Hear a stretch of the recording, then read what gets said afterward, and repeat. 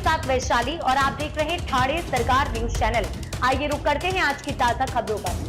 विधानसभा चुनाव की तैयारियों में जुटे शिवसेना को चुनाव आयोग से बड़ी राहत मिल गई सामने आई है। चुनाव आयोग ने उद्धव गुट की मशाल के समान दिखने वाले दूसरे चुनाव चिन्हों को हटाने की मांग को स्वीकार कर लिया। इसके बाद ये तय हो गया कि उद्धव गुट अब विधानसभा चुनाव मशाल चुनाव चिन्ह के साथ और जोर शोर से लड़ेगा।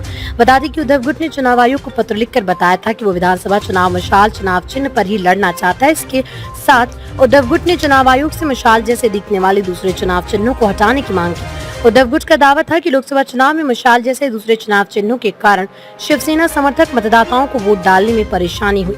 मतदाता समान चिन्हों के कारण दुविधा में पड़ गया और इससे उसे नुकसान उठाना पड़ा।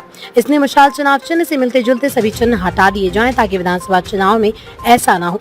उद्धव गुट ने यही मांग बैलेट पेपर और ईवीएम मशीन पर मशाल का चुनाव चिन्ह को लेकर भी की है और ये भी कहा है कि ईवीएम पर मशाल चुनाव चिन्ह स्पष्ट रूप से प्रदर्शित हो, ऐसा प्रबंध किया जाना चाहिए। चुनाव आयोग ने उद्धव गुट की इन मांगों को मान लिया है।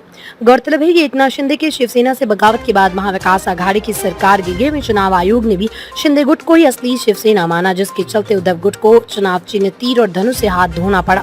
चुनाव आयोग ने उद्धव गुट को शिवसेना नाम और चुनाव चिन्ह मशाल दिया है। इसी चुनाव चिन्ह पर उद्धव गुट के 9 सदस्य लोकसभा पहुंचे हैं।